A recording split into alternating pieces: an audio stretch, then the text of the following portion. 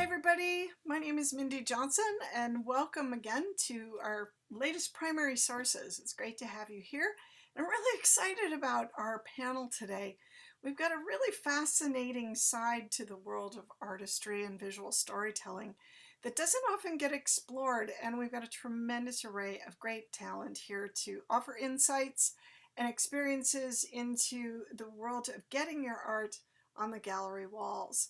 So with that, as we get underway, let me, while we're getting everybody assembled, let's jump to a little something that'll get us into the mode. When we think about our world around us, this idea of, and the beauty of the world around us, what inspires us and what defines the space we find ourselves in, it really does inspire artistry. The environment is a setting, an aggregate of settings and surroundings, conditions or influences. And when we move within these man-made environments, some a little more interesting than others, we strive to define the environment, forming walls and pathways that define the space that we move and live and exist within. Space really is an unlimited realm, a three-dimensional realm. And when we work to define that space, it becomes an experience. And when the space is defined as to experience something, we think immediately of artistry. It's usually a space that can best convey the visual stimulus that art initiates. And how will the artist, a place where we can ponder where the artist's work will be best presented, how best to show that artwork and how best to sell that artwork is often in a gallery, a room or a series of rooms devoted to the exhibition or sale of works of art. And usually a gallery could be a quiet, contemplative, historically, it's the experience of an exhibition that brings us together, whether crowded events of the season or it's a place of retreat and quiet contemplation for study. Gallery can teach us a lot about the human condition, our experiences, our history. Or we can find ourselves or see ourselves in what we hope to experience. An exhibit or a collective of these experiences is really an opportunity to present the final finished work of an artist for inspection or public view. And our guests today have tremendous experience in the gallery realms, mounting exhibitions of various within a wide variety of gallery spaces, and can explore the nuts and bolts of planning, preparation, and promotion to opening any type of exhibition, from the artist's perspective to the gallery owner's view. We have a wonderful panel of guests today. Andrew FARAGO with the Cartoon Art Museum, Mike Van Eaton with Van Eaton Galleries, David PASQUALE, who is a wonderful artist, creator, TV and animation designer, and Brandon Stocking, who's speaking with us about his shared experiences on some of the new offerings in the digital frontier for artists. So with that, it is my great delight to welcome you all, gentlemen. Thank you for joining. And just so we get a sense of who everybody is here, let's start out. Andrew, let's start with you. You are a curator with the Cartoon Art Museum in San Francisco. How did you get your start there? And share a little bit with us about what happens and what goes on in the world of the Cartoon Art Museum. Sure. Yeah, I was a studio art major in college. I'm a graduate of Colorado College in the late 90s, 1999 actually. One of my former cross-country teammates, friend from high school, announced he was moving out to San Francisco for an internship And I was in that post-graduation, sure where to go uh, phase of my life, and he said, I need a roommate, and do you want to come out and California with me? So I said, sure. And that was it's easy to remember. It's January 2000. I moved out here, and after kind of flailing around doing temp work for a while, I was looking online for volunteer opportunities. I thought I needed some kind of connection to this city if I was going to really make a go of it, and I thought that was the best way to do it. And I happened to find an announcement that the Cartoon Art Museum was looking for, just admissions desk volunteers for special events, and I showed up August of 2000, and they haven't been able to get rid of me yet. You never know where those opportunities will take you. Yeah, Now, I understand you've got a little bit of material to give us a sense of, Matt, if we could run some of that to give us a sense of the museum and a look at the space and what you guys do. If you want to talk through some of this. sure. Yeah, nice selection. This is actually it's one of my favorite shows. I was a kind of an instigator for this. This is a Japanese show called The Colors of Fire. So this footage is actually from the Tokyo Museum of Contemporary Art. So going back, yeah, if you could stay on that one, I can talk about that a little bit. But the Mary Blair exhibition, that was something. My wife and I are big Mary Blair fans, so we initiated an exhibition at the Cartoon Art Museum in San Francisco. Some of our friends from Pixar saw that exhibition. They told their friends at Studio Ghibli. Studio Ghibli saw the exhibition.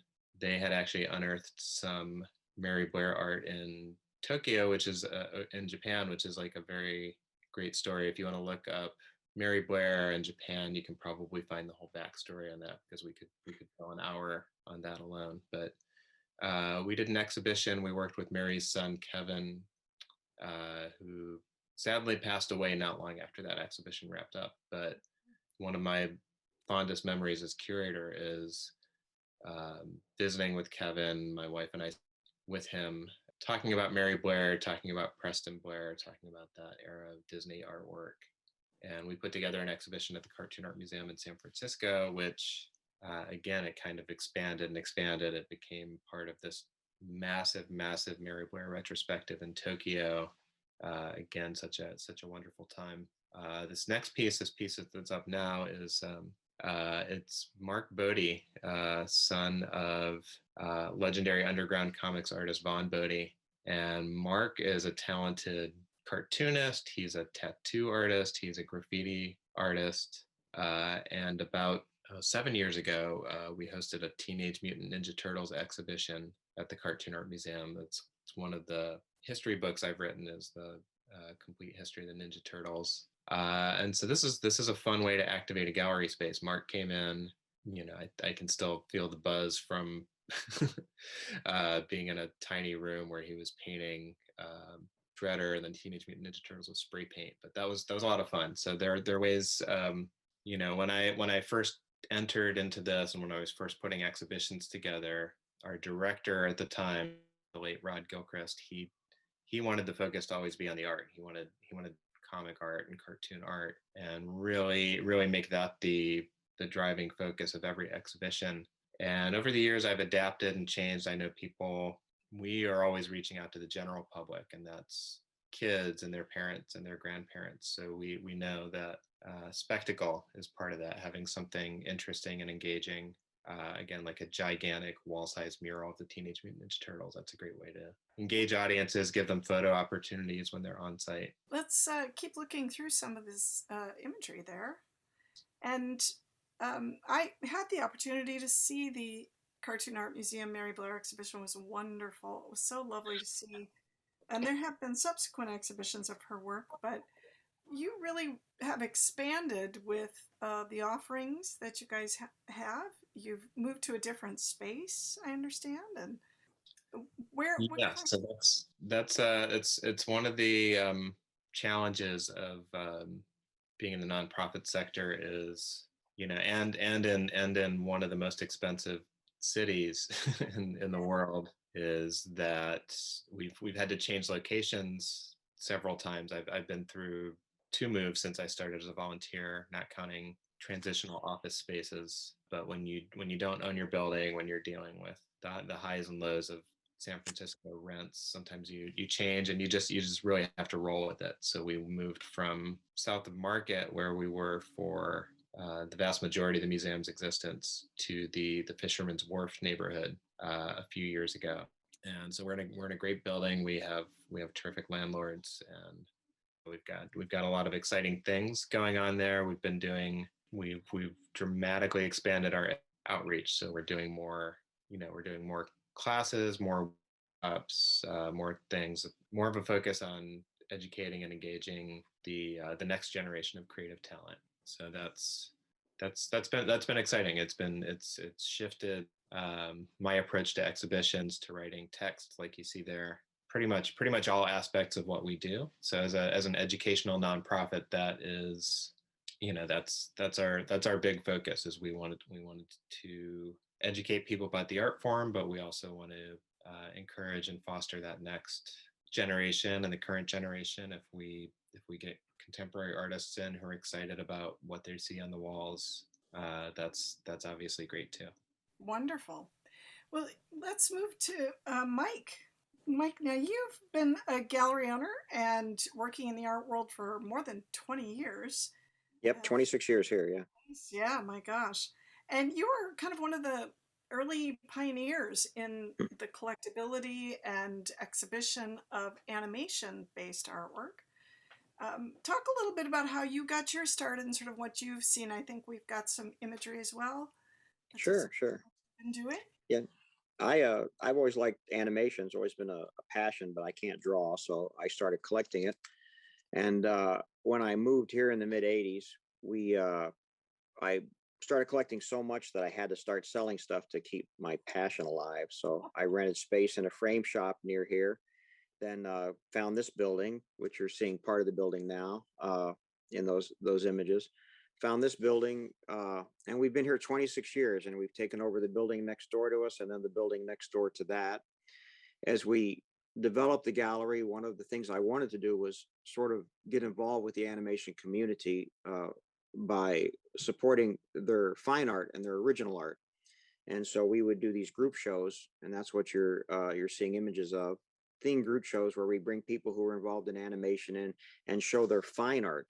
And this was a Hanna-Barbera theme. We actually had a Hanna-Barbera reunion during this one where we brought in all the employees we could find, the old employees from the studio, to view the art in a private viewing. It was a lot of fun, and the artwork we got was just incredible, and we have a ball doing these, and I can't wait to be able to do them again. Quite honestly, they're quite a bit of fun for us here. So that's pretty much it. We just been working, still selling animation, still a popular medium, and that's a list of the artists we had for the Hanna-Barbera show. Wow. Quite a few. Now you've also expanded into doing a lot of auctions and online efforts as well. Yes, we started doing auctions about 5 years ago, and again, it's something that's a growing thing for us. We started with Disneyland memorabilia, and now we've moved into pop culture, Disney studio memorabilia, and soon expanding from that into some other realms that we're pretty excited about.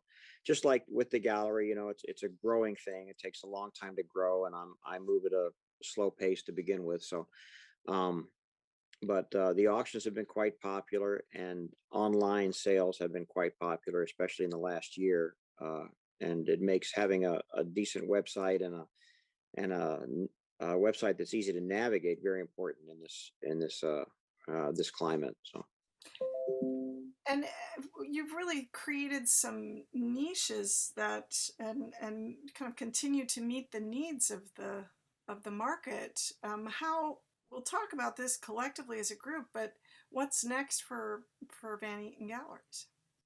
well, we've actually the first thing is we've outgrown the space we're in. Unfortunately, we can't, you can't even, even if we could open to the public, we couldn't let anybody in. where you can't even walk in this space. So right now we're looking for a larger creative space that's more user friendly for exhibitions like the ones you're seeing. That's again, this is a big joy in my life is doing these. So those are important to me. So we're looking for a more creative space where we can put on larger exhibitions, more often exhibitions, and still expand our auctions and online sales as well as our live sales. This is a Jay Ward theme show we did, by the way. Great stuff.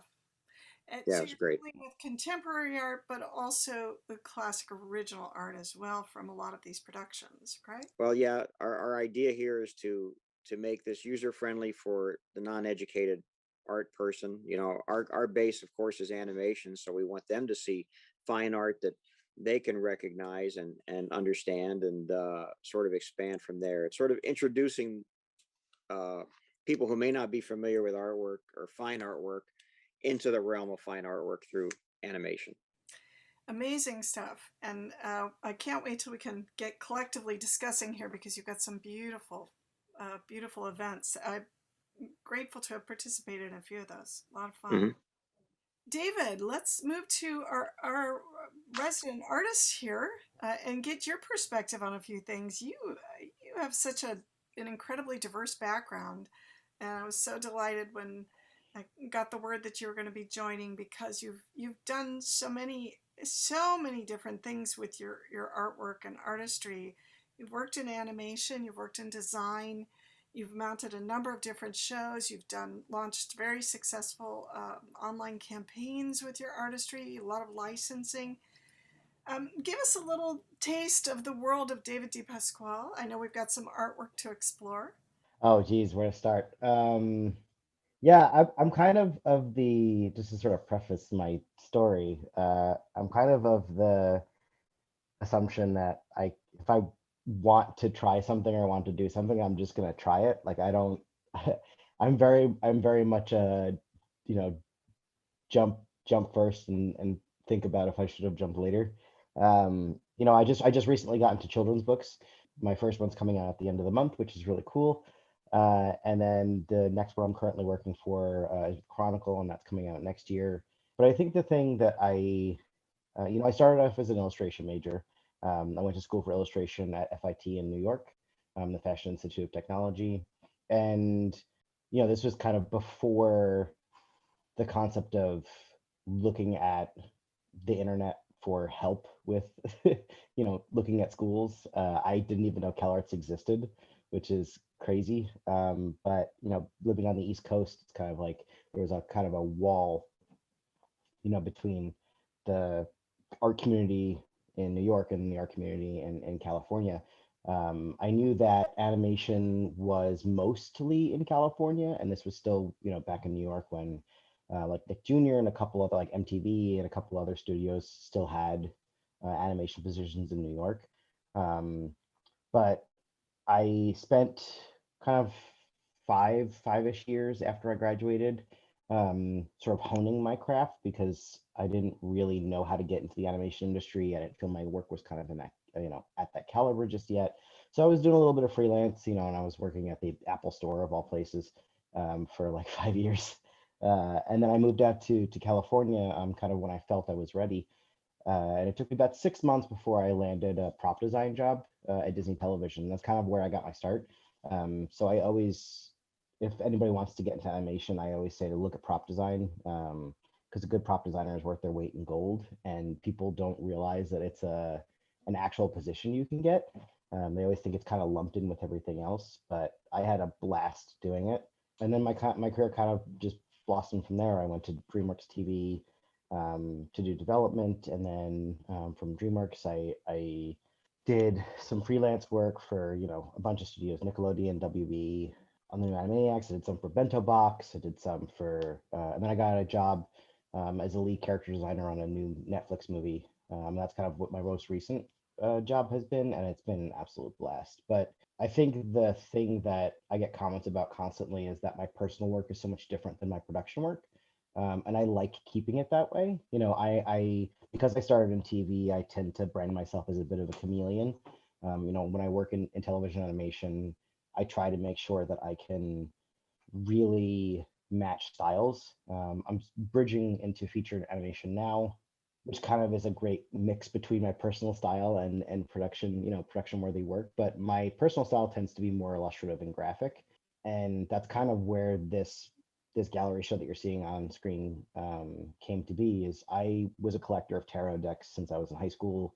I did not know how to read tarot. It was not a big thing for me, but I loved the art. I always loved the art because there's such a wide variety of decks and themes, and you really can do anything you want with a tarot deck. And I was doing Inktober one year, I think in 2016, and I had a Copic marker and a pen, and I was just playing around with shapes. And I designed, I just drew a little devil, and then I posted it. And my best friend, who's super into tarot, was like, "Oh my God, is this how you're finally doing your tarot deck?" And I was like, "It is now." So, so it actually sprung a huge, vaulting off point for me.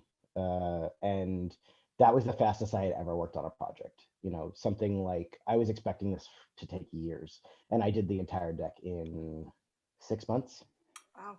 And then Um, formulated this into a wonderful, very highly successful exhibition. Yes. yeah, And I think what makes this group so unique is we've got a couple of different perspectives from either side of the gallery walls here, because we have both the curators and gallery owners and artists here. And I want to certainly bring in Brandon Stocking, who is joining us, also an artist and who works in as an enthusiast, an art enthusiast, self-proclaimed. But Brendan, you bring a really unique aspect to the table here in our discussion. Um, as we look at these opportunities for artists and for gallery owners, there's new technology out there uh, regarding NFTs and how they fit into this world. And I thought it was very timely, the non-fungible tokens, NFTs. Um, just last week, it was announced with an NFT that the very first tweet was going to be going up for auction for a couple of million or more. And that sort of perked my ears to this. Tina and others brought it up, and I said, "Yes, absolutely. Let's explore this." And so that brings us to you, Brandon. Talk a little bit about what got you into exploring this world of NFTs, and then collectively we're going to expand with everybody here to open it up for some really great discussion about these worlds and how they move together. So, Brendan, what brought you to exploring and diving a little further into this world of NFTs? Yeah, thank you. So, yeah, I'm first and foremost an art fan. I've got a wall of comic books over here and a couple decks of tarot cards myself. You're in the right And I've dabbled, I've just played around, but it was back in late last year, November, December. I first heard the term non-fungible token when the digital artist Beeple sold his collection for $3.5 million on, I think it was Nifty Gateway. Saw that and I was just like, what is this? And there was a little bit of buzz around it back then. I started kind of doing some research on just seeing how they worked, and I found there just really wasn't much out there. So I fumbled through what videos I could find and what I could find on the internet, and just squeaked out my first NFT, put it up there, and it didn't sell, and we'll probably talk about that in a little bit. But over the next several months, the hype and the conversation, the discussion, you have all sorts of celebrities are publishing their NFTs. Just last week, or just a few days ago, Taco Bell came out and with a collection of NFTs, and so I again looked, and there wasn't much new stuff on the web about how to do it. So I put together a video on the step-by-step process of how to create one. I since did a second one, video about a different platform specifically, and so that's how I got to, and it seems to be getting a lot of attention. The views on YouTube are through the roof, for at least for my channel, and you reached out to me, and here I am. Well, we're grateful you can join. Now, let's just explain a little bit of it. It's essentially a kind of a unique code, almost a watermark, if you will, right? To establish an original piece of digital artwork, or to uh, define that for us. Yeah, so a watermark's a pretty good analogy. So it's a it uses the blockchain technology, and that, you know, that term can kind of scare people. I don't know what it is, but it's the same type of technology that creates bitcoins and other cryptocurrencies. But those coins, the bitcoins and stuff, are what you call fungible tokens. So if you have a Bitcoin and I have a Bitcoin, we can change them. It's the same. It's like a dollar bill. You know, it's worth the same. Non-fungible tokens are unique, and what these platforms have the ability to do is to take a digital form of art, or really anything digitally, and turn it into a block of code on this blockchain. And what that does is it establishes, you know, as the blockchain, it creates it, and it creates a record of who created it, when it was created, et cetera, along with a whole bunch of other stuff. And then every time that changes hands, either through a transfer or through a sale, it logs the change of ownership. You know, it's not to a person, it's to a digital wallet. So if you want to get into NFT sales, you have to set up your digital wallet. So if you have an NFT that changes hands 20 times, the owner of it, or anybody, can look at it and go trace it all the way back to its original creator. So you know, there's a lot of concern, a lot of questions that I've gotten since the video's gone out about, you know, well, what keeps somebody from just, you know, taking a screenshot of it from a website? And it's getting to be an overused analogy, but it's kind of like having a picture of the Mona Lisa, right? You can have a picture of the Mona Lisa. That doesn't mean you own it. And this is actually establishing ownership over a unique piece of digital content. So you're really tracking provenance in a highly efficient way, but which adds value. But you're also establishing kind of an original piece, right? And a truly original piece of digital art. Yeah, you're creating a unique item in the digital world that has scarcity, because the you know, digital art before NFTs, the problem was there was no scarcity. There could be millions and millions of copies of the digital picture, and there was no or very little value to that. But this is exciting and new.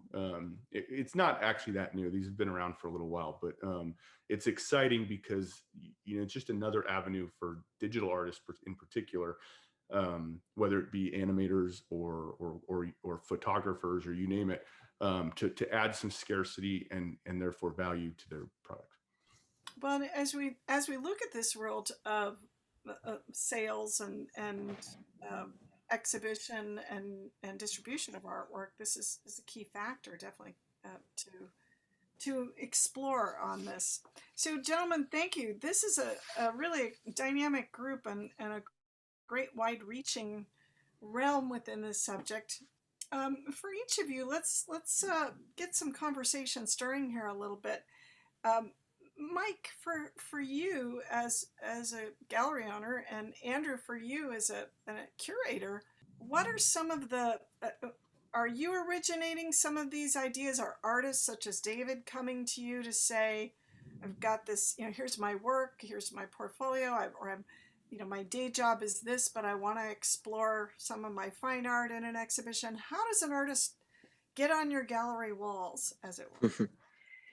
Well, for us, we we get emails from people all the time, and we never reject anybody.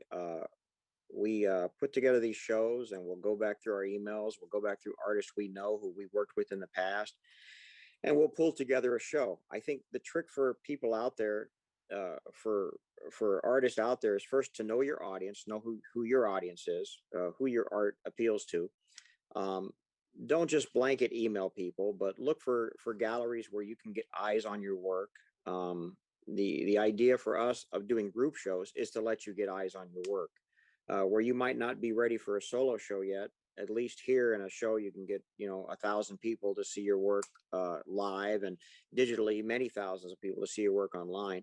That's very important. And so if you're just starting out, don't look for that solo show, look for that group show. Know your audience, find the gallery that, or the art dealer that can take your artwork to the next level. And that's who you should be trying to contact. For us, that seems to work well. So again, adding to the networking of it, Andrew, for you, how do you approach through the museum?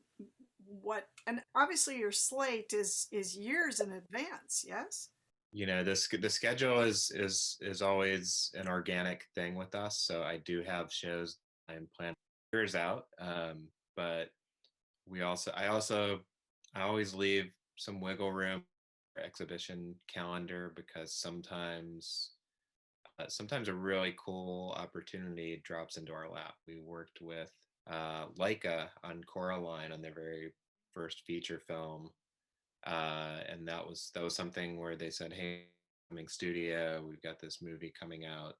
You might know Neil Gaiman. You might be interested in this, but we've got this very limited window where we can send some artwork and puppets and sets your way for an exhibition." So I always try to have enough flexibility in our schedule that if some opportunity that's just too great to pass up comes along, we can shift things, we can move things around. And it's kind of like one of those crazy conspiracy chart things. Like I feel like I have all these moving parts, things on the wall, and I'm doing detective work. So hey, I know a friend of mine just bought this complete issue, or I was talking to this artist the other day and she's got this complete archive of her comic strip. I'm always trying to keep aware of what artwork is out there, where it is, who's got it, what it would take to get it, what's going to make that into a compelling exhibition.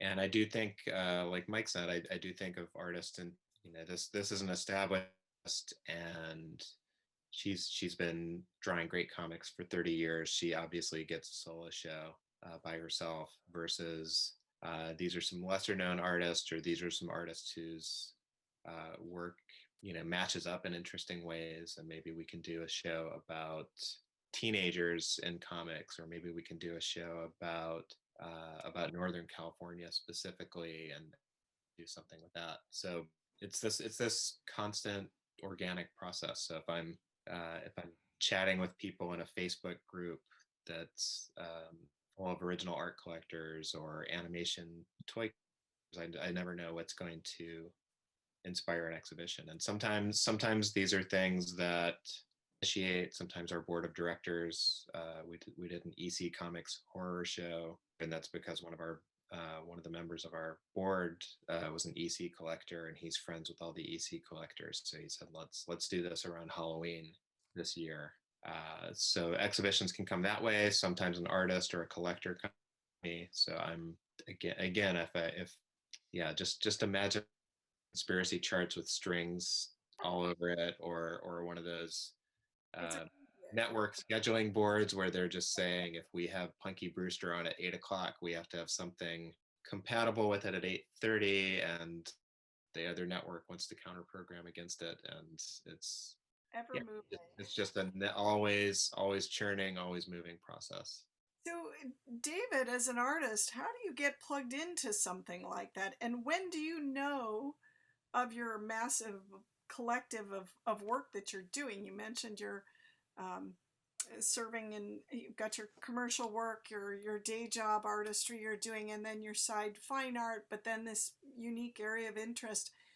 When do you know you're ready? You have a body of work that's ready for some form of exhibition. From the artist perspective, jump in here.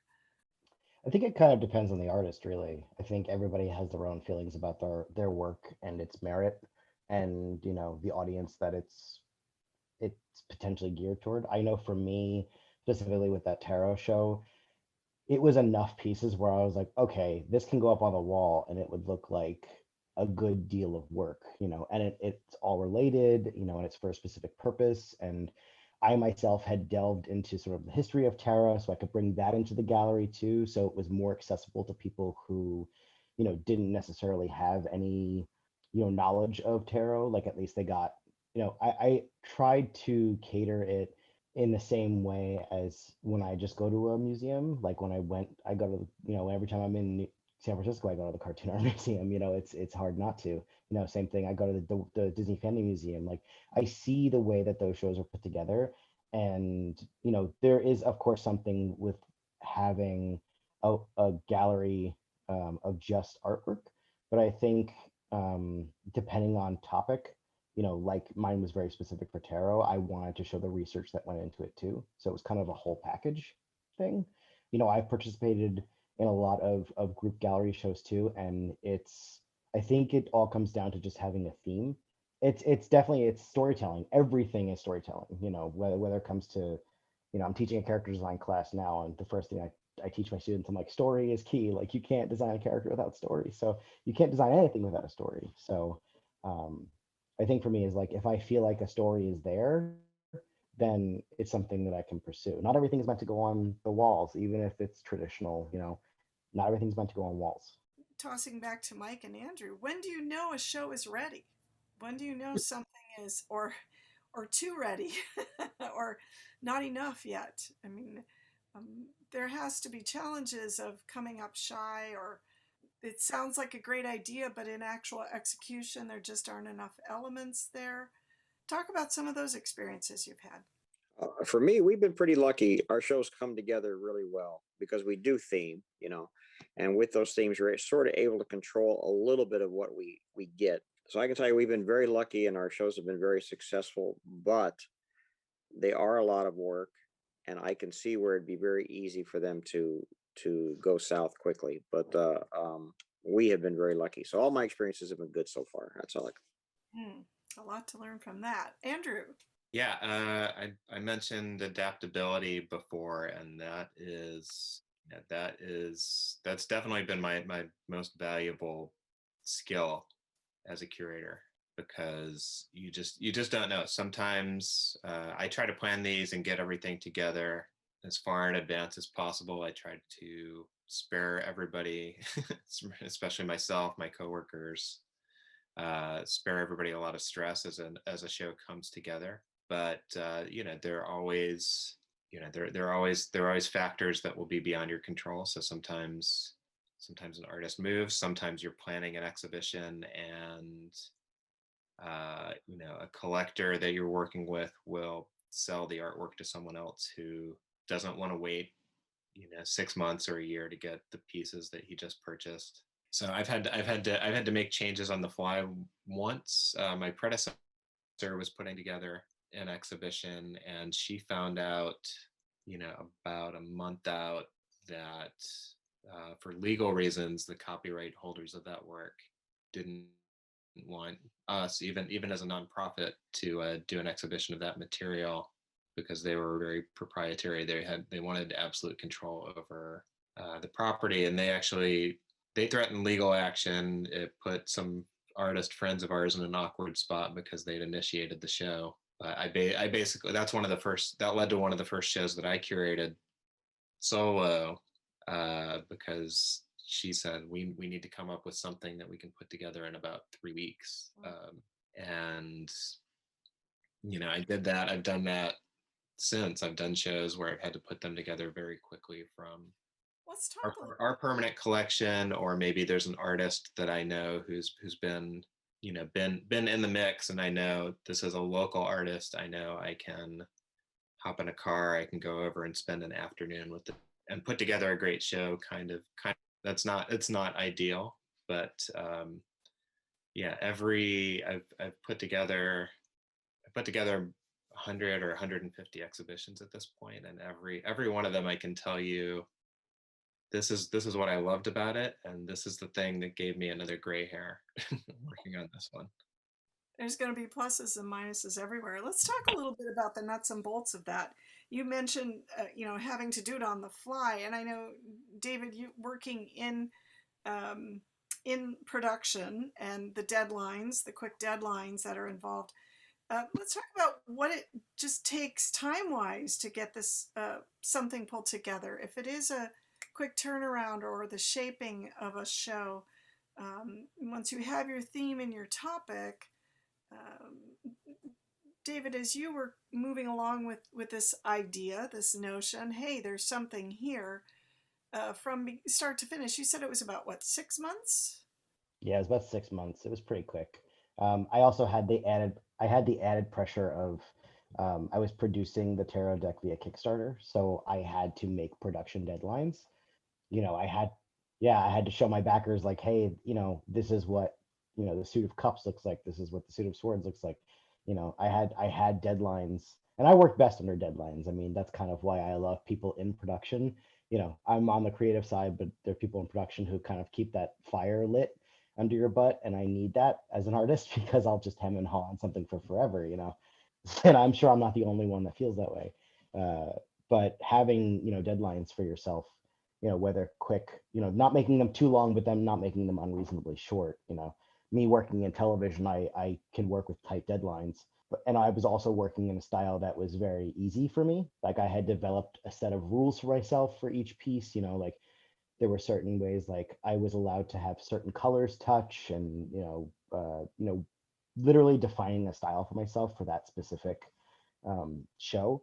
So it was kind of a formula at that point, and the only thing that I really had to worry about was the idea, which is coincidentally the hardest part. But at least I didn't have to worry about everything else.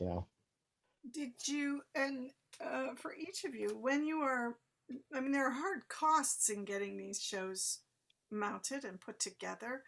Um, and sometimes, as an artist, your vision for this might exceed the actual wall space or location. Uh, Talk a little bit about some of the challenges you've had in either fitting or expanding your theme or topic for a particular show. Mike, I think you mentioned there were instances where artists weren't, the piece wasn't available. Andrew, you mentioned that artists had disappeared. Yeah. Well, we do these, as I say, 6 to 8 months in advance. We start working on these shows. We have a lots of time to build that show and make sure we're ready to go before we start to hang on the wall. Um, and for us, I don't know how to say. I'm not saying this the right way. These aren't, even though we are a for-profit business, these are more about networking. These are more about supporting that community for us than they are necessarily about profit. So there are a lot of costs involved. I think different from other galleries that you might want to show in. We're not really looking to turn a profit. We're hoping we'll break even and just enjoy the exhibition and get eyes on art. So it's a little bit different for us, I think, than from most for-profit galleries. But hopefully within that 6 to 8 months that we're building an exhibition, all those little problems can be worked out. Someone didn't get their art in on time, or a piece of art, because we have size constraints in the gallery. We usually ask for artwork of a certain size or within a certain size limit. So something comes in that's too large or doesn't fit the theme, or maybe a little bit too risque, and we don't want to make anybody angry. We have to we have time to adjust. So that's how it works for us. Andrew, for you, what kind of, we talked a little bit about how far out you're planning these things, but when it comes down to getting it on the walls physically, are artists bringing everything in fully framed and ready? Are you working closely with them on that feel and tone and tenor of the artistry? I know, David, yours had a very unique look, uniform look to the framing and presentation so that the art could stand out. Talk a little bit about the aesthetics of shaping. Sure. Yeah, that's something that absolutely changes from show to show. For the most part, I use the system I was taught 20 years ago, and to make it easier on everyone, usually the artist or collector just provides me with the artwork, and then I do the matting and framing in-house. Everything as much as possible, has a nice uniform look. Again, I've been doing it so long that I have a very good sense of, this is what I need to fill a room. I don't want to create extra work for anybody, so I don't want the artist to send me 200 pieces. If I'm only going to be able to put 40 on the wall. I don't want to frame 200 pieces and then find out that I only have room for 40 on the wall, things like that. And I'll work with the artist as much as I think we need to on any given exhibition. So if we've got a graphic novel and we are presenting an excerpt from that, I'll offer suggestions. Usually something like that, the artist will have all of the artwork available, so I can say, let's do, this is a very important moment in the book. This is important. We would like to show this. I always get their input if they want to counteract and tell me, that favorite scene, or those pages are a nightmare because I had to razor things out, glue things in, fix that up on Photoshop, and that's not going to be my best work on the walls. We'll talk about things like that. I'll ask, I always ask, do you have a favorite piece? Do you have a favorite cover? Do you have a favorite moment from this? So we'll work back and forth. I'll almost always write the didactic text by myself. Usually sometimes with their input, if time permits, maybe I'll do an interview that I can draw from when I'm putting things like that together.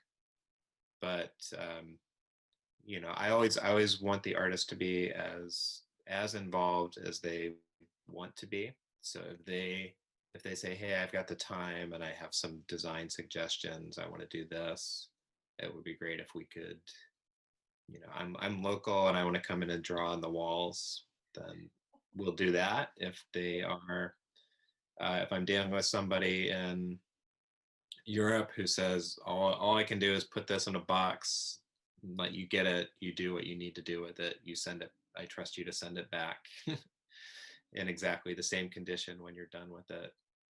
So I've had hands-on where I see the artist every single day, and I've had hands-off where an artist that I would say that I worked with very closely would not know me if they were standing right next to me.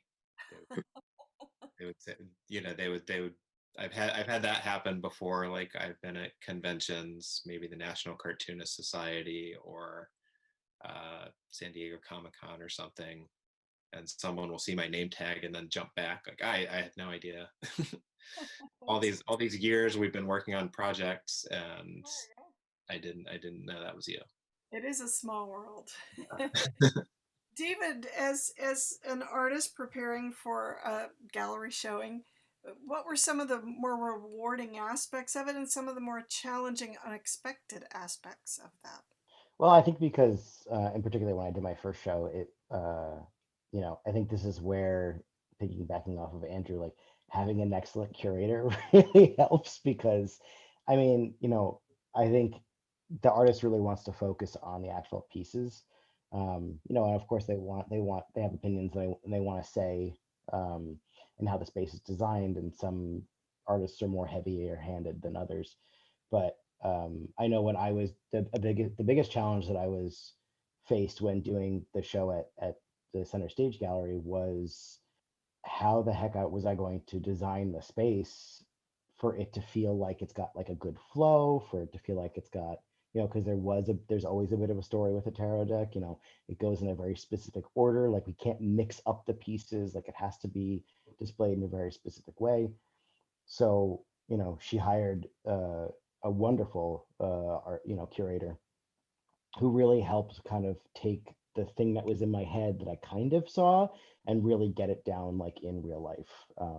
That was the hardest part because I had no experience at that point how it was supposed to go. I had no experience hanging things like I didn't even think about that when I was designing the pieces. So I think that was one of the biggest challenges for me, but it ended up being the most rewarding because when you have an excellent curator that puts your art up on the walls in a way that makes it it really makes the images shine. Like there is a way of curating a gallery space that just puts the art on a pedestal without actually, sometimes it's a physical pedestal and sometimes it just it just makes it shine. It's absolutely brilliant, and it's a completely different skill set. I think a lot of people assume that, oh, you're an artist, you can hang stuff on walls, and it's like, I do not trust myself to do that. Like, I need a really good curator, to Someone help who me has with a that. sense of environment and color Oh and yeah. space and placement. And yeah, Hmm. it really is such a unique skill. I've done some curation in a number of ways, and I know in many of my books I approach it from a curatorial perspective, and it is, exactly to your point, a very different skill set. And I think that's something too that it's important for artists to understand if they want to step into this world, that there are others who can support that. You, I presume, Andrew, you've worked with curators on different projects, or the artists, and Mike too. You're coming in where you're working with varying degrees of understanding of the process, where you can just either take it over or leave it to the artist. Yeah, and I actually want to follow up on David mentioned a word that triggered some thoughts there. Flow is so Yeah, important, and it's the younger viewers are going to have to look this up, but I kind of approach it like a mixtape. Like you've got to have flow. You've got to be, when people walk in, they see the introductory text, and you have to think about how are you leading people through the gallery. What are you telling them? How's the artwork being presented? You want it to be presented in a way that makes sense. You don't want it to be, if we're presenting complete stories, we want them to be presented in these digestible installments that make sense to people. Sometimes you want a contrast between artists. Sometimes you really want to lead people from one thing to the next in a way that makes sense. And I do that with the history books that I write. I know that I can't, unless there's a very compelling narrative reason for doing it. You don't skip 60 years into the future yeah. and gloss over something. So you have to have the flow. You have to lead people through. Manipulation is maybe a loaded word, but you really you want to take people through the artwork in a way. Guiding them through manipulation, yeah, but maybe guiding through an experience. I think I oftentimes, in attending many of the shows and going to galleries and experiencing artwork, it's a different way of experiencing the story and the world and the artistry. Um, and I think that's why it was so key to have this discussion, because I think few people realize the huge volume of work that does go into shaping these experiences um, visually. Now let's talk a little bit. Brandon, I want to get you brought in here. I know in shaping these worlds and experiences through the galleries and telling different stories on the walls, um, we also have there's a monetary level to it as well. We're ideally working to not only expose people to new artwork, but to get the artwork experienced and sold in the hands of or on the walls of people's homes. And the entr'acte of the NFTs and this new technology, Brendan, you've done quite a bit with getting your work out in a digital context and applying this technology to your work. Where do you think has that helped to expand your audience? Has that hindered it at all? Are you where do you think this will take them? I got more attention from trying to show other people how to do it than anything else. But I think I So, think where NFTs are going to come into play is you got two things going on here. You've got some established artists that have digital works that are experiencing a new way to sell those, and there's now value to the scarcity of digital works, and artists with established platforms and established social media presence and with followers and fan bases. I think there's real opportunity for them. But right now you're also seeing everybody, I mean, people who have never done a digital art are trying to make an NFT, and they're flooding some of the lesser exclusive marketplaces. So I think where the opportunity is there is for artists like David with a social media following, with some credibility in background and resume, to get on some of the curated platforms out there that you have to apply to, and you have to show that you have a following and whatnot. That's where I think there's a financial opportunity for artists. But there's so many people jumping into it, and I think that I worry that people have unreasonable expectations that I'm going to just create this little NFT and put it up on Rarible or one of the open platforms, and someone's going to buy it. Well, that actually costs money. It costs money to mint a token on one of those. So I think there's a lot of people out there right now that have paid their minting fees and are waiting for someone to buy it. But when you're on a platform of literally millions of other pieces of art, you're not going to just jump out at somebody easily. Yeah, there's still a need to cultivate your work and get it out in other forums and mediums such as gallery showings. Mm-hmm. Mike, you've had some experience and share some thoughts on where you see this headed for. I think it's pretty exciting. I mean, there are a lot of issues that still have to be worked out with it, environmental issues, definitely, which I think will be solved in the next couple of years. But for digital artists, I think it's a wonderful way, as Brandon was saying, it's a wonderful way now to create an original. One of our big issues with art shows was when a digital artist showed his art, the first thing a client might say is, well, how do I know he's not going to print 10 more of those? And now there's a way, Now there's a way where he can have an artist, he or she can have a limited edition, can have an original. I think it's a fantastic way. I also think that your artwork can be authenticated through blockchain, which is very important down the road. Again, I think Brandon may have touched on it, but you can now have a history from the day it leaves the artist's hands all the way through its life of this piece of art, all through blockchain. I think that's fantastic. So I think there's a lot there. There's still a lot that needs to be worked out. You're going to see artists in music. You're going to see a lot of music coming out. Kings of Leon's just released a NFT album, did about $2 million in a week. And that I think is the first digital or first NFT album. But I can see a mixture of music and art coming out of this. I think there's a lot that can be done, and with all the creativity out there, I think it's just going to be amazing. Yeah, a really terrific opportunity to establish provenance on an original idea, original IP, and they're really key to serve the artist and I presume gallery owners as well. So that lends more to why you have that particular piece in your gallery. And I think it's an area we will continue to explore here because it does serve the art world. What other ancillary efforts? I know, Mike, you've been doing, you have the catalogs around a lot of your auctions that are another Sure. area. David, I know you've explored books with your artistry that supplement your shows. Andrew, I'm sure at the Cartoon Art Museum, there's quite a bit that you do to supplemental elements that can be there to help generate income from it. What kinds of things do you do, and how is this something that you'll be weaving NFTs and other originating elements into? We're definitely looking at it. We're looking at some new platforms to display artwork.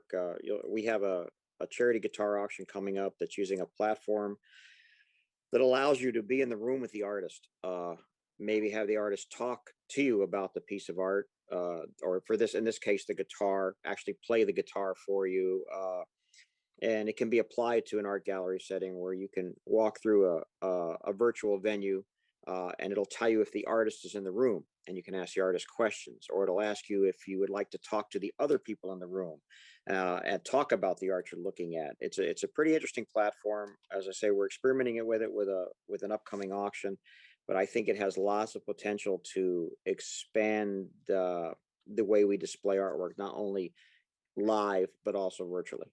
Yeah, my gosh, that's a whole new experience to Yes. experiencing the artwork and purchasing, retaining, enjoying the artwork.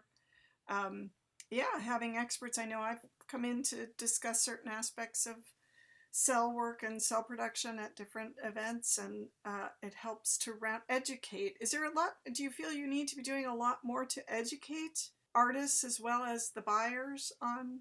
We do, definitely the buyers. I think part of expanding your client base is through education, for sure. letting them know what you're selling, why it's important, why the artist is important, the history of the artist, the history of the art. All that education adds not only value to the art, but it'll expand your collector base, which is what we're ultimately looking for.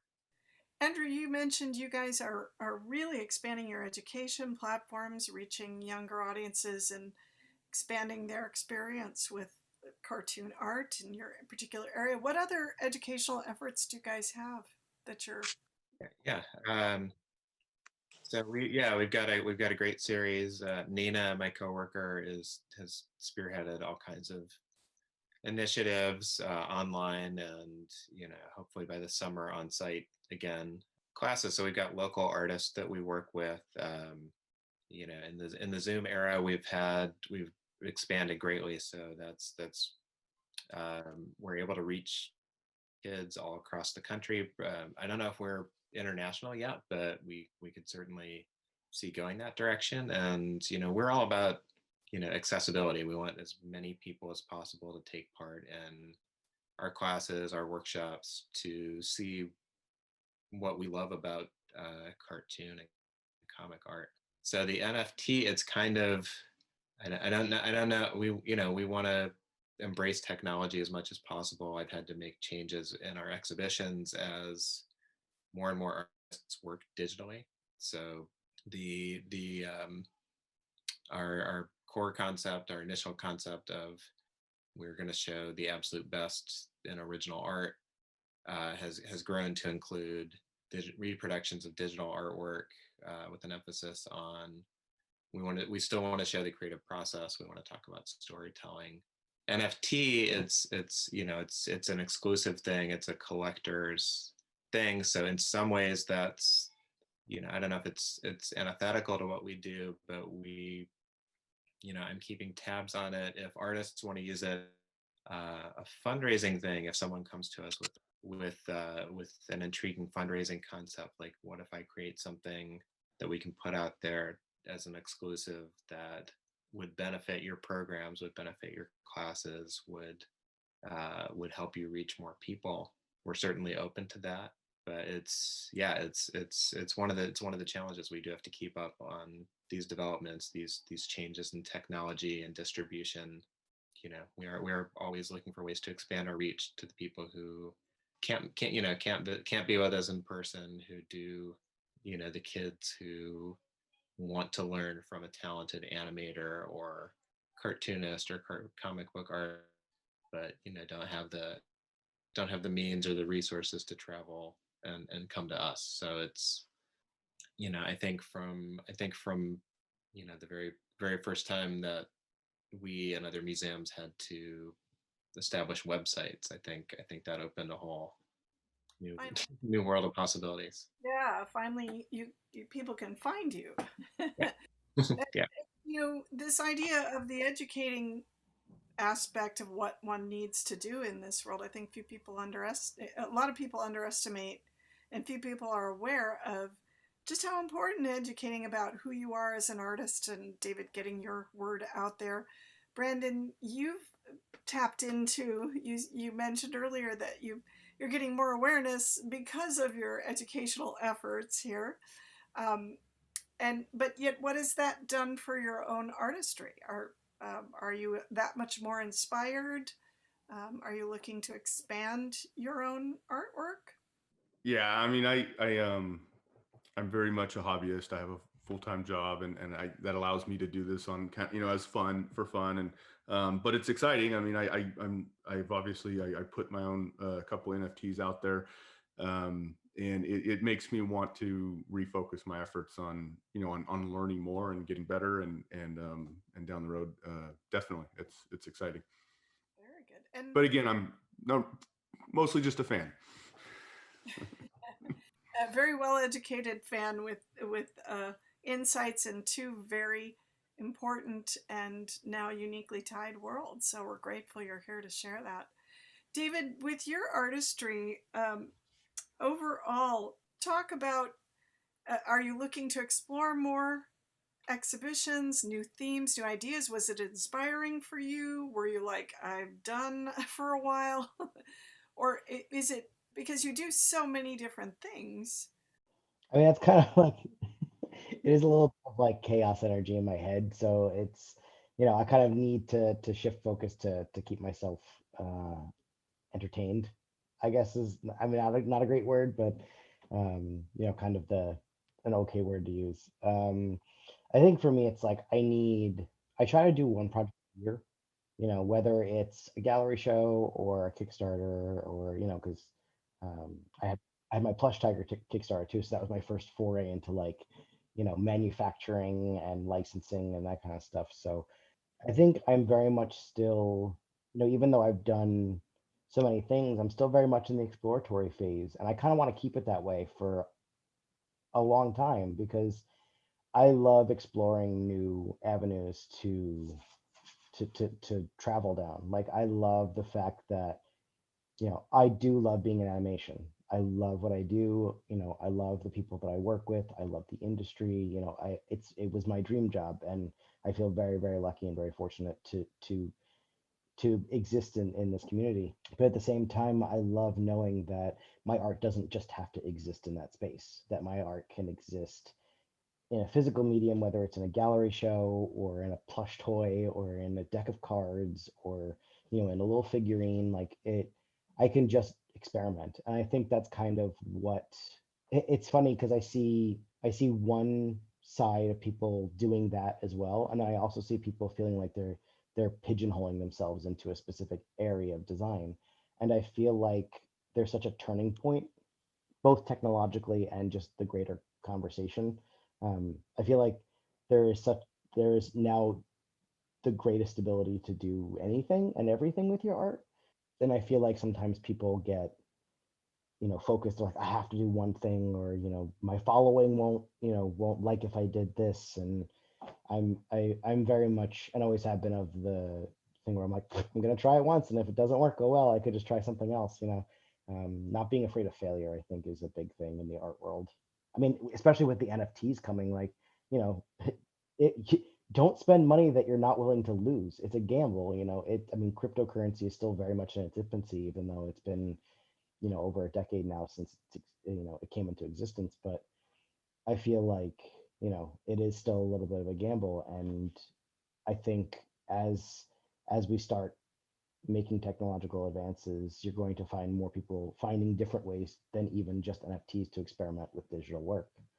I think it's really exciting. I think finding new ways to get your art out there and new mediums and whatever, I think it's all really exciting. More art is always better than none. So And a very worthwhile experience, I think, all around, this idea of shaping, formulating an exhibition. Matt, I want to open it up to some questions that we're getting in. We've got some really terrific questions coming through. Yeah, I want to go to our first question from Jess, which is for everyone. It was wants to know, how do you market your events? I guess like a gallery showing or.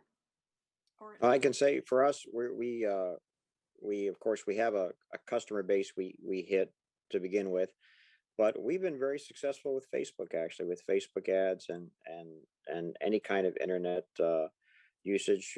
We do have a YouTube channel. We bring in influencers depending on the theme, and that's been the best thing for us. Again, our focus is always, as should yours be, to get as many eyes on your art as possible. So we use as many avenues as we can to get people in.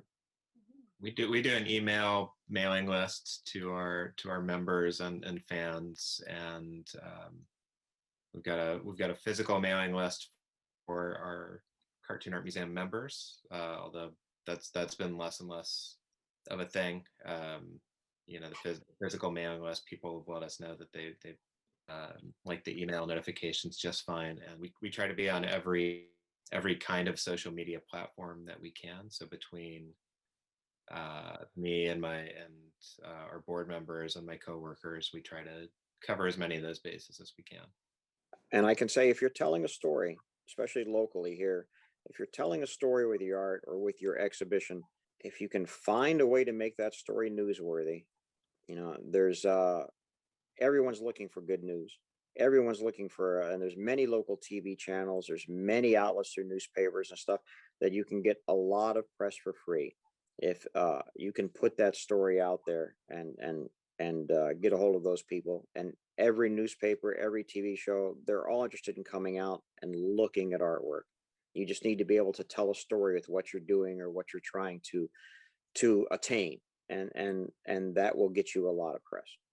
Yeah, I think social media definitely is the forefront of advertising yourself right now.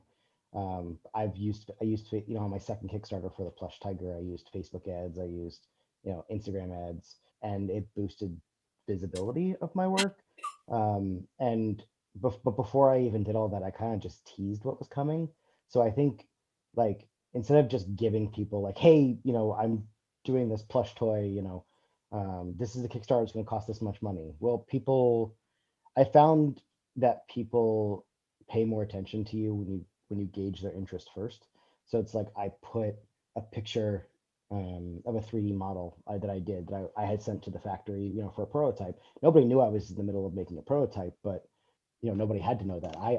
It's only me that had to know that. But I posted the 3D model turn that I had made, and I was like, I'm thinking about making some things. Like, and that's all I wrote, and then I kind of kept dropping a hint every month or two. And I was like, hey, here's a prototype that I made. Is this something people would be interested in? I had every intention of doing the Kickstarter no matter what the answer to that was. But like giving people information little by little so they keep coming back to you, I think is a really good way of marketing yourself, because it keeps people engaged. And now you're, instead of just showing them something that they might want or assuming that they might want something, you're taking them along for the ride. And I feel like when people feel more personally involved with something, their interest is so much greater. It worked wonders. And like I learned from all the mistakes I did for my first Kickstarter for the tarot deck, and I kind of applied the sort of fixes to my second one, and it was great. I got a lot of response, and people want something that they can relate to.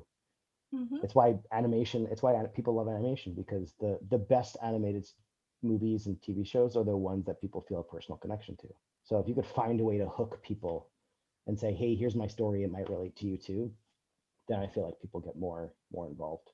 That's what matters. Absolutely. Matt, let's keep going. We've got some good further questions here. Yeah, our next question here is from Christine, who's asking, and if an NFT online show were being planned, what would be the top 5 things to consider for that? I'll throw that one to Brandon. I'm sorry, is that, I guess I don't know the context of it. I think an it's like a gallery show, like if you wanted to do like an online gallery show using NFTs. I think there's a lot of opportunity for the galleries to there's probably a lot of crossover there where you could, I mean, I'm just thinking out loud that you could have a gallery that had a show, and there was there were NFTs that were a physical version of the NFT that upon purchase you got the NFT, or some crossover there. There are separate marketplaces for buying and selling NFTs, because it obviously has to have a digital platform behind it. I don't know if anybody else wants to chime in on that. Do you think that investors are going to be asking for this and pursuing this more, inquiring about, are there NFTs attached? Will that make or break a sale? I think it would enhance a sale for sure. Mhm. Definitely enhance a sale. I feel like as we're like organically, we're going to see people sort of, or sites kind of organically creating gallery shows online for NFTs. Like if you go on Rarible, or you go on Foundation, or you go on any of these sites that have kind of NFT artwork for sale, it's just a big long, like almost Tumblr like, or Instagram like just feed of hundreds of pieces of artwork. But I feel like it's going to organically happen where people are going to say, hey, we're doing a themed page of surreal art, or whatever the theme is. But I feel like you're going to see people start to create sections, because you see people art websites like ArtStation or DeviantArt, or they already allow you to narrow it down. Like, is it action adventure related? Is it cartoon? Is it figurative? Like, so I feel like once the market starts getting more saturated with more pieces, you're probably going to see an organic transition to more curated content, just from just to begin with. Andrew, any thoughts on that? Yeah, we'll have to see what would make sense. If an artist approached us with an exhibition, maybe that we could do an on-site exhibition and then an NFT version of it that could exist as a fundraiser. If that's something that makes sense, if the artist is on board with it, again, I wouldn't rule anything out. I don't see us moving that direction right away, but 10 years ago, I wouldn't have. Oh, I can absolutely do a video call with artists and curators and gallery owners from around the world, from my bedroom. So it's I don't want to rule anything out as far as technology goes, and I'm sure every 5 years we're all doing something on phones or on computers that we didn't anticipate or predict before, and we can even look back a few years ago at everything was. We were sure everything was going to be about QR codes and augmented reality, and there's enthusiasm that waxes and wanes for some of these things. So we'll have to see. Really, it's one of those things that only time can tell. Yeah, that's a really good point. I think what really struck me about this is this ability to retain the provenance of the piece. And I know some artists are taking digital art and have actually, in certain pieces, will enhance it or supplement it with original, paint or pastel or some element to it. And what that does in terms of increasing value, to really adding to a unique piece of art. But this struck me as a really fascinating answer in some ways, to provide a little more value to the artist's work, but also for the investor to really be able to sort of track something uniquely about that particular piece. Fascinating. And you bring up a good point, Andrew. It could change, and by tomorrow we could have some other new avenue, the way things transition so much. Matt, let's keep going. I see we've got a couple more really interesting questions. Yeah, this next question is from Madeline, who's saying that some artists have expressed concern about bots minting their art without their permission. How do you feel about the copyright laws, if there are any, for NFTs, and how can artists protect their own art? Yeah, so copyright laws, I mean, are copyright laws. It's still against the law to violate someone else's copyright. The NFT marketplace, the whole crypto marketplace, there's this huge draw to it because it's decentralized, right? There's no governing agency. There's no one company or corporation or entity that controls the market. It's in theory a very free market. But this is a big downside of it, is that there is no government or enforcing entity out there that's looking out necessarily for the artist, the consumer, and whatnot. So the plus side is there is a traceable, the NFT tokens are traceable back to the original owner. So if a buyer was, from the buyer's side, if they were concerned about, am I actually buying the artist's work, they can verify that this came from this artist, and this is the link from the actual artist website or whatnot.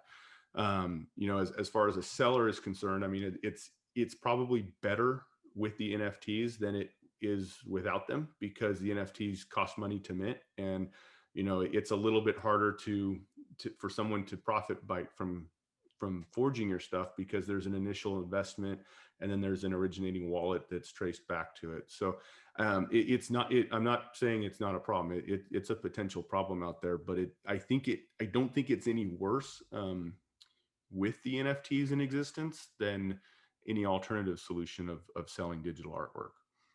And I think as the market grows, I think you'll see reputable dealers of digital artwork out there, and that will be the difference. As I say, like David said, right now, if you go to Foundation or wherever, there's just tons and tons of stuff that may still be there. But if you're going to be a buyer of this kind of stuff, you're going to want to buy it from a place that it's authentic and real. And I think that will grow as this whole medium grows. That happens in the original art market too. I know I've had so many conversations with people about eBay sales, and there's a whole there's a whole industry. eBay is not able to keep up with all the forgeries and questionable pieces that are on there. And we could do a whole show on that, like just things to Yeah. look out for, like why does this random guy have sketches from Charles Schultz and Pablo Picasso and Jack Kirby just sitting around his living room, and so that's a whole thing, and artists and publishers and studios, it's just this, it's a constant battle, like this never ending battle, trying to keep up with technology and how to protect your work in the digital age, when comic books, about a minute after a digital version, a legal digital version's available, the pirate sites have it, and sometimes before it's even released, the pirate sites are out there, sharing the latest animated release or Hollywood movie. So it's something, it's unfortunate, but it's just one of those things that I think it's going away. Every tiny little individual pirate um, site or share or whatever that's out there that you track down. Who knows how many others are out there? So artists and publishers and copyright holders have, it's something that they just kind of learn to live with, I think. Almost a hydra of sorts. Like you cut, you get rid of one and three more pop up. But I wonder if with the NFTs, especially because the sites that are out there now just seem to be just a giant collection of things, and anybody could post whatever they want. But for example, if Mike, you guys open an NFT site specifically for, cartoon, comic, art related to the entertainment industry, well, that's a whole different, kind of niche that people could say, well, I don't want to sift through, you know, surrealist or 3D art. I want something specifically geared toward animation or something specifically geared toward comics, especially because everything is done digitally now, So for you to be able to sell, the original background from a independent piece of animation, like that's a whole different thing that's available now. That's a thing you can do. So Yep. that's awesome. Like to think that that's a and that almost comes in itself with a certificate of authenticity. When you sell a piece of artwork from your gallery, I've bought pieces from you. Like there is a certificate of authenticity. Like I know that. I know it's real. I know it's legit. It comes from you. So I feel like, using your gallery as an example, if you're selling a piece of NFT work and you buy it from you, it's legit. Like not only does it have the NFT token attached to it, it comes from a very reputable source that has experience dealing in both physical and now digital art. So I feel like you're going to see more of those kinds of niche sites popping up specifically for this reason. There may be some techniques and strategies with the unlockable content, because you can have an NFT that when you purchase it, you're able to unlock something else that the artist has provided. So, for example, what I've started doing was a really low resolution image is actually on the NFT, but when the buyer buys it, they can get a link to the high definition one. So only in theory now the buyer could share that, but it only came from someone who paid for it. There's probably going to be strategies and stuff that evolve that there are creative ways that people find to. The NFT represents the ownership, but maybe there's other avenues for actually getting the benefit of it in some way. That speaks to, again, expanding this experience in not only attending exhibitions of artwork, but making that investment and the bonus pieces you get. Mike, you talked about exploring different virtual options that can happen in the midst of an exhibition or a sale, that you could, buyer or a person interested or there at the exhibition, could hear the music being performed on the guitar that they're now looking at, and just sort of expanding that experience. Yes.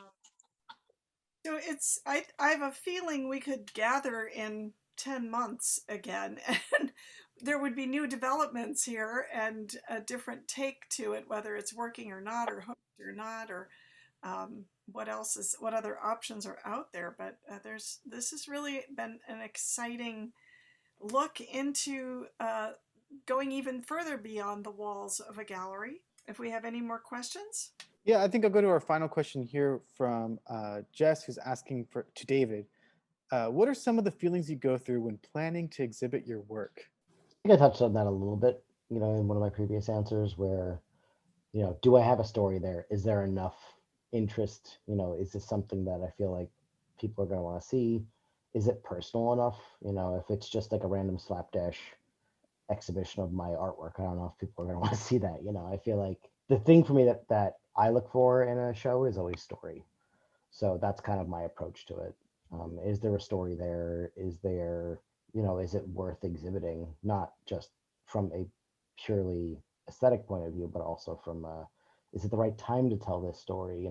Gauging the climate of, is this something that is topical right now? Is this something that needs to be talked about? So, I mean, the other thing is just the sheer prep work of creating the images, but that's all on me. Hopefully that answers a little bit, adds a little bit more to the answer I Do may you have. feel that it helped the experiences you garnered and the insights? Do you feel that it helped expand your artistry in other areas? Sure, because I think, especially with that specific exhibition, I know I keep going back to that one, but I saw a quality work, a quality jump in my work after I did that specific show because, again, I was limiting myself to I developed a set of rules for myself. I was working in a very specific style with a very specific medium. And I can I don't know if anybody else can tell. I can tell which ones were my early ones and which ones I was doing. Last, when I Just got really good an at it. evolution there in the process. Totally. Yeah. But that's a story in and of itself, Yeah. like, and I just feel, I always feel like I evolve and in my work, and that's always what I'm looking to do. I'm always looking to learn. I'm always looking to better my work. Because if I'm ever satisfied with my work, I might as well just quit. Because that's art. If I'm ever really satisfied with where I am, then I've achieved the dream that no artist has ever been able to achieve, which is perfection in their work. You know, I think that's a magic of art is that there's always a new horizon. always. And we Gentlemen, see it. I mean, we see it with NFTs. It's like yeah. there's a whole new horizon. There's new programs popping up all the time. There's new mediums. I mean, you're never done with art. No, that's the Never. best part of it. That's the best Well, part. and with these avenues, through the work of all of you, we get to experience that. And that's exciting now as we have new horizons ahead with art and storytelling, the visual worlds that we dive into on a regular basis as artists. We appreciate the mediums and avenues that you gentlemen provide and the insights that you've shared today. Like I said, we could be back here in 10 months and we'll have an entirely different discussion, which again, that's what I love about this. So thank you. I greatly appreciate your time, your efforts today, Andrew, Mike, David, and Brandon. Look forward to getting lots of good feedback. And please go to our CTN website. You'll get more information about how to reach out to each of these gentlemen and get on their mailing lists to learn more about the various exhibitions coming up at the Cartoon Art Museum and at Vanity Galleries. More artistry ahead from David and Brandon as well.